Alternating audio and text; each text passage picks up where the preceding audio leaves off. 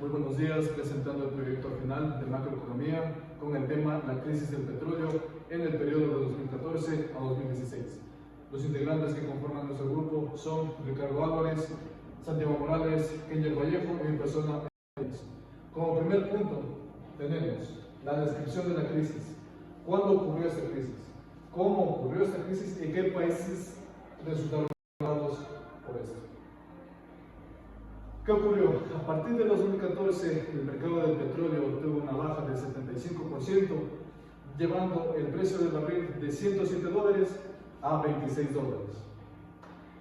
Esto llevó a la sobreproducción de hidrocarburos liderada por el auge de shale oil en Estados Unidos, lo que la OPEP se negó a reducir su cuota de producción y se eliminaron los mecanismos habituales del ajuste de precios.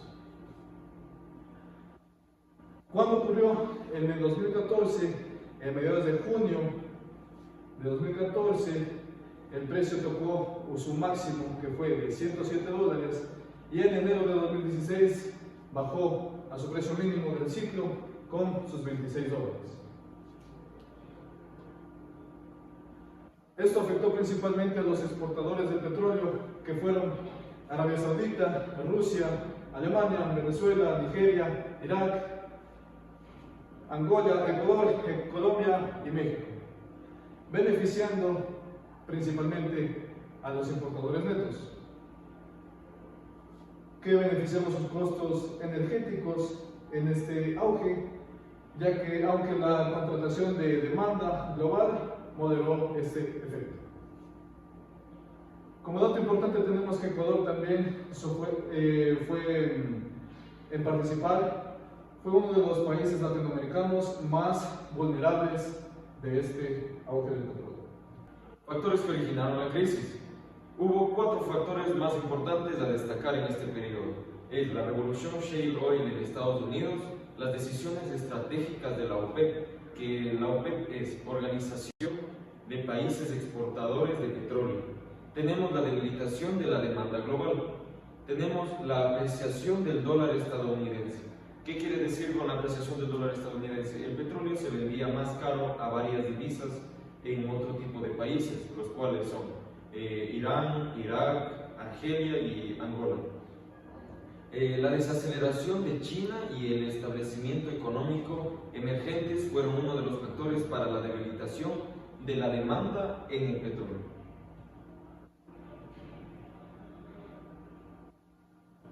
Desequilibrios previos en Ecuador. Durante la bonanza petrolera de 2007 a 2013, el gobierno de Rafael Correa implementó varias leyes al hidrocarburo, haciendo que el 44.1% del PIB destinado a gastos públicos durante la bonanza. El 7% tuvo un déficit fiscal del PIB entre 2015 y 2016. Algunos de estos factores fueron los ingresos fiscales discretamente reducidos, el gasto público estructuralmente elevado, el déficit fiscal cercano al 7% del PIB en 2015 y 2016, ausencia de fondos estabilizados robustos. Bueno, yo les voy a hablar sobre las consecuencias económicas y sociales que tuvo la crisis del petróleo del 2014 al 2016. Una de las crisis que tuvo fue el impacto sobre el PIB. También tuvo el empleo, la inflación y la pobreza en Ecuador. El impacto sobre el crecimiento económico. El crecimiento del PIB ecuatoriano se desaceleró drásticamente y entró en contracción. Como podemos ver, en el 2014 teníamos 4 puntos de variación del real del PIB del Ecuador. En el 2015 bajamos esos 4 puntos a 0. En el 2016 nos fue un poco más mal, teníamos menos 1 punto de variación del real del Ecuador. En el 2016 nuestro PIB del Ecuador era de 69.314 millones de dólares, a comparación del 2015 que teníamos 70.174 millones de dólares. Esto quiere decir que nuestra demanda ha bajado, o nuestra manera de importar.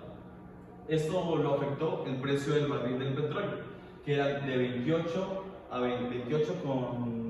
centavos de dólares, precio mínimo histórico del crudo. En en el Oriente en el diciembre de 2015. Empleo, inflación y pobreza. El empleo adecuado urbano en septiembre de 2015 bajó de 54,4% a un 47,5%. ¿Qué quiere decir esto? Que bajó casi 7 puntos del empleo adecuado, de la jornada completa de los trabajadores. Esto fue impulsado por la inflación acumulada en el octubre de 2016 por 1,3. También tenemos la deuda externa del total del noviembre de 2016 que fue alrededor de 35.478 millones. Esto significa que 22% de deuda externa y 12,6% de deuda interna del PIB.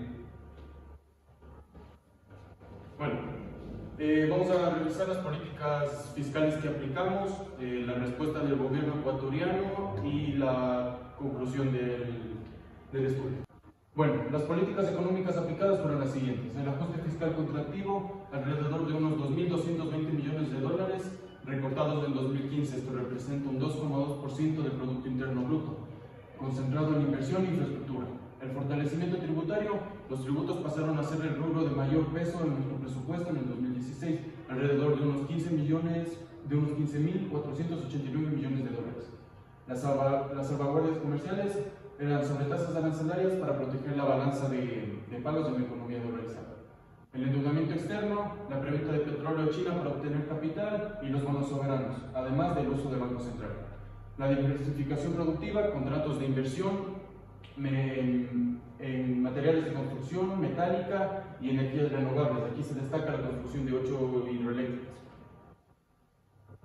Bueno, las lecciones aprendidas son: tendremos que evitar vulnerabilidad a la dependencia de monoexportación del petróleo, un riesgo de gasto público procíclico. ¿Qué quiere decir esto? Hacer un ciclo de cuando hay crecimiento, el gasto en infraestructura, en inversión pública. Y cuando hay recortes, se restringe y eso hace que haga abismos más grandes, tanto de crecimiento, pero también de decrecimiento. Una importancia bastante fuerte en cuanto a la diversificación de la economía, no solo ser dependientes, volvemos al punto 1, no solo ser dependientes del petróleo.